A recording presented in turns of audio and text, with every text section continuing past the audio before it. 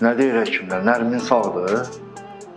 Sağ olmağına sağdır Nərmin. Amma Bilirsən də, Nərmin ayılsa hər şeyin sonudur.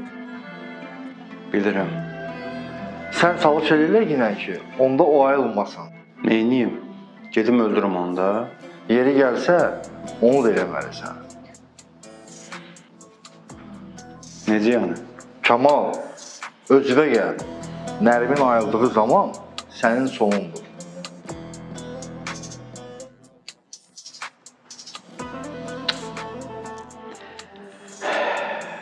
Uşaqlar var arada.